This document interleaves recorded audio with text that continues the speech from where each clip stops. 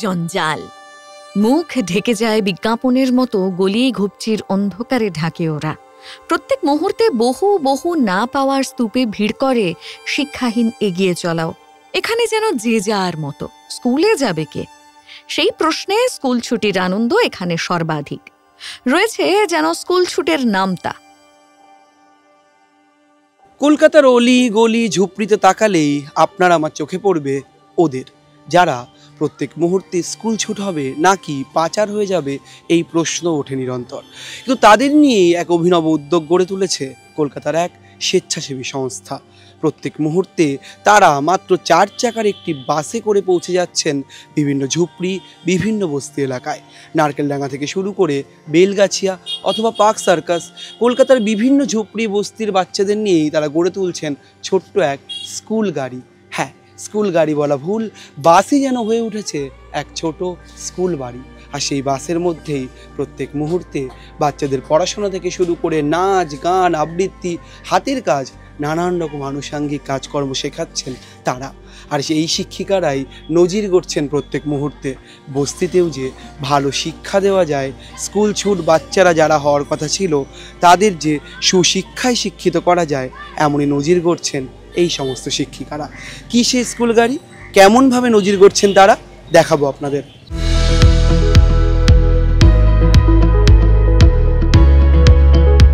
কিন্তু এই না পাওয়ার দেশেই যদি ভিড় করে একটি স্কুল গাড়ি, থুড়ি গাড়ি নয় বলা ভালো, স্কুল বাড়ি। কলকাতার রাস্তা যানজট ছাড়িয়ে 4 চাকার এই বাস যেন আস্ত একটা স্কুল। কি নেই সেখানে? পড়াশোনার সরঞ্জাম থেকে শিক্ষক। বস্তি সংস্কৃতির দুনিয়ায় এ যেন কিছুটা পাওয়ার মতোই। আজব হলেও এমন কাণ্ডই করছে এক স্বেচ্ছাসেবী সংস্থা। কিন্তু কারা আসে এখানে?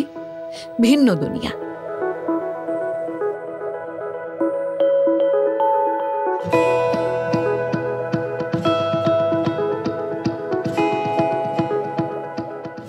সামাজিক বিধিনিষেধের চমকে যেন আতশবাজি ওরা। সেই বাজির মতো ঝলসে ওঠা আলোতেই পথ পেরিয়ে বাধা সরিয়ে ঝুপড়িতে মায়ের সঙ্গে পড়াশোনার পরে স্কুল গাড়ি চড়ে ফুলের কুঁড়িরা। যেভাবে চালাবে, যা শেখাবে, এই কঠিন বাস্তবকে সঙ্গে নিয়েই পড়াশোনা করে। গাড়ি চড়তে নয়, গাড়ি চড়ে পড়াশোনা করে শিশুরা।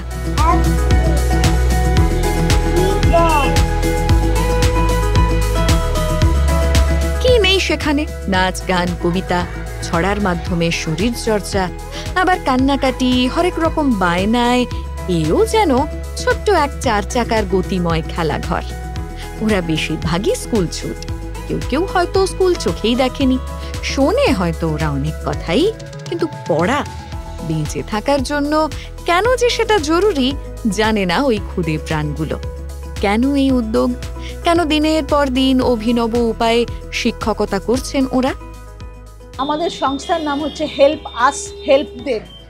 এই সংস্থার প্রতিষ্ঠাতা ফাউন্ডার হচ্ছেন মুক্তি গুপ্তা। ওনার ধ্যান ধারণা থেকেই এটা এসেছে এবং ওনার সঙ্গে ওনার আরও কিছু বন্ধু, কিছু জন পরিচিত জন, তারাও সাথে যোগদান করেছেন। স্কুল অন হুইলস চলছে আমাদের 2013 থেকে।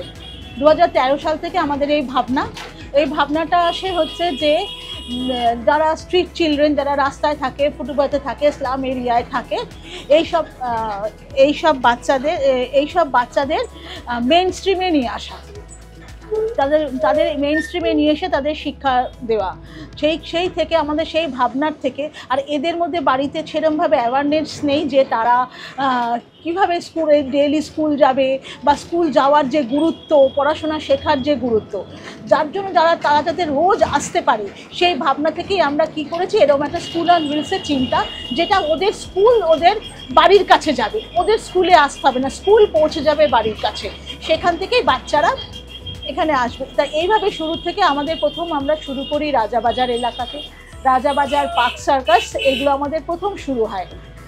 এই রাজাবাজার, খালপাড়, পার্ক সার্কাস ময়দানের এখানে থেকেই আমাদের শুরু। তারপরে আমরা কলকাতার এরকম 4টি জায়গায়, স্ট্যান্ড রোড, আর্মেনিয়ান ঘাটের ওখানে, তারপরে আমরা এখানে পার্ক সার্কাসে, মল্লিক বাজার, বিভিন্ন জায়গায় আমরা করি। বর্তমানে 2015 থেকে আমাদের এরকম দুটি বাস কলকাতার 8টা লোকেশন কভার করে। প্রতিটা বাচ্চা যখন সকালে 7:30টার সময় এখানে পড়তে আসে, সেই 7:30টার যখন যেই সময়তেই আসুক না কেন, বাচ্চাদের প্রথমে হাত পা ধোয়ানোর ব্যবস্থা করা হয়, সাবান দিয়ে হাত পা ধরিয়ে। আমাদের কোনো ক্ষেত্রে বাচ্চারা পোশাক বাড়ি থেকে পরে আসে, যেখানে বাচ্চাদের বাড়ি থেকে পোশাক পরে আসা সেরকম সুবিধা নেই, যারা পুরোপুরি ফুটপাথবাসী তাদের ড্রেসটা আমাদের কাছেই রাখা থাকে। তারা আমাদের কাছে এসে এখানে পোশাক পরিবর্তন করে তারপরে তারা ক্লাস শুরু করে। এখানে ক্লাসে এদের বেসিক যে এডুকেশন সেটা তো দেওয়াই হয়। তারপরে এদের বিপাসনা, আনাপান শেখানো হয়, ধ্যান করা শেখানো হয়, ব্রতচারী শেখানো হয়, তাদের স্কুলের যে পড়া সেগুলোও করানো হচ্ছে, বেসিক যা শিক্ষা দেওয়ার। এছাড়াও হাতের কাজ আছে। তারপরে আমরা এখন রিনিউয়েবল এনার্জি সম্বন্ধে ওদের পড়াচ্ছি। তারপরে ওদের কিভাবে গাছের প্রতি ভালোবাসার জন্য তারা কি করে কম্পোজিট সার বানাতে হয়, গাছের যত্ন নিতে হয়, যতটুকুনি যেভাবে আমাদের সম্ভব হেলদি ফুড সম্বন্ধে ওদের জানানো হয়, যে আমরা জাঙ্ক ফুড খাবো না তা। এবং এছাড়া আমাদের যে হেলদি ফুড, চানা, ছোলা, বাড়ির তৈরি যেগুলো খাবার, সেগুলোকে কিভাবে আমরা টেস্টি করে বানাতে পারি, সেই টেস্টি জিনিসটাও এখানে আমরা শেখাই, আমরা পড়াই। হ্যাঁ, এক্ষেত্রে আমাদের তো অনেকটাই চ্যালেঞ্জের সামনে হতে হয়, কারণ এটা তো নর্মাল স্কুলের না। এদের হচ্ছে যে প্রথমত অনেক বাচ্চা আছে যারা ভিক্ষার জন্য রাস্তায় বেরোয়, তাদের যেটা রোজগার আছে সেই রোজগারটা সেই সময়টা থেকে বার করে নিয়ে এসে তাদেরকে পড়ানো। তাদের ফ্যামিলিতে তাদের রোজগারটার খুবই প্রয়োজন আছে, তাদের সেই রোজগারের থেকে তাদের টেনে নিয়ে এসে 2 ঘন্টা যে এখানে বসানো, এটাই আমাদের কাছে অনেক চ্যালেঞ্জ। তারপরে তো আছে এদেরকে বাচ্চাদের বাড়িতে কাজে দিয়ে দেওয়া।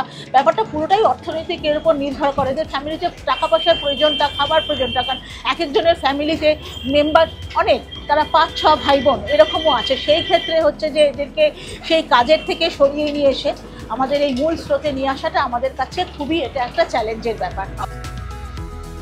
শিক্ষা হলো, স্কুল হলো, শেখা হলো, কিন্তু জঞ্জালের রাজত্বে এসবও তো কঠিন। তবুও হাল ছাড়েনি পিঙ্কি বিবিরা। অনেকের কটূক্তি ধুলোয় উড়িয়ে পড়তে পাঠান ওদের। বাসে পড়াশোনা হয়, অনেক রকম শেখায়, অনেক রকম কাহানি আছে, পাশে পড়ালেখা হয়। হ্যাঁ দিদি, পড়ালেখা হয়, এই বিষয়টাকে আপনি কিভাবে দেখছেন? কিরকম লাগে বিষয়টা যে বাচ্চারা পড়াশোনা করতে পারছে? আমাদেরকে খুব ভালো লাগে। আমাদের বাচ্চা, আমরা যেটা শিখিনি সেটা আমাদের বাচ্চারা শিখছে। ইংলিশ মিডিয়াম অনেক কমই বাচ্চা এখানকার আছে, ভর্তি হয়েছে। আমরা যখন ভর্তি ছিলাম তখন আমরা সরকারিতে পড়েছি, কিন্তু আমাদের বাচ্চা আমাদের থেকে উঁচু ক্লাসে পড়বে, আমাদের ভালো লাগবে পড়াশোনাতে। হার জিনিসে ইংলিশ মিডিয়াম আছে, ভালো পড়ালেখা হচ্ছে। আমরা স্কুলে যে দেখেছি ওইসব পড়ালেখা খুব আমাদের ভালো লেগেছে। বস্তি এলাকায় তো অনেকে পড়াশোনা করলে লোকের হিংসা হয়, যে ওর বাচ্চা পড়াশোনা করছে, অনেকে তো আপত্তি করে, বিরক্ত হয়। ওদেরকে কি বলবেন?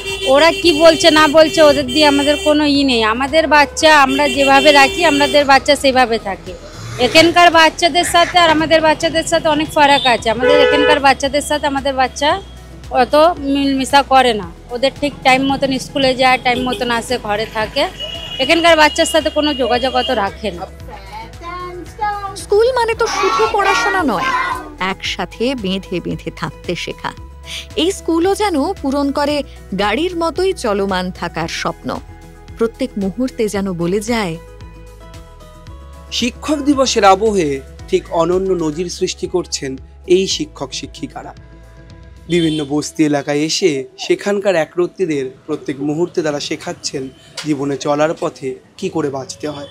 যারা মূলত স্কুল ছুটের তালিকায় বেশি অগ্রগণ্য, যারা প্রত্যেক মুহূর্তে স্কুল না যাওয়ার বায়না ধরে রোজ, তাদেরই এইরকমই একটি 4 চাকার গাড়িতে এনে তারাই সৃষ্টি করছেন এক অন্য রকমের স্কুল বাড়ি। আর সেই স্কুল বাড়িতেই নিরন্তর এই সমস্ত বাচ্চারাই শিখছেন ভালো থাকার পাঠ। এই স্কুল গাড়িতেই এই সমস্ত বাচ্চারা শিখছে ভালো থাকার পাঠ। আর সেই পাঠেই একেবারে অন্য রকম ভূমিকা পালন করছেন এই যুগের অনন্য ভিন্ন মৌলিক শিক্ষক শিক্ষিকারা। ক্যামেরায় ব্রতিন কুণ্ডুর সঙ্গে রমেন দাসের রিপোর্ট, সংবাদ প্রতিদিন.in।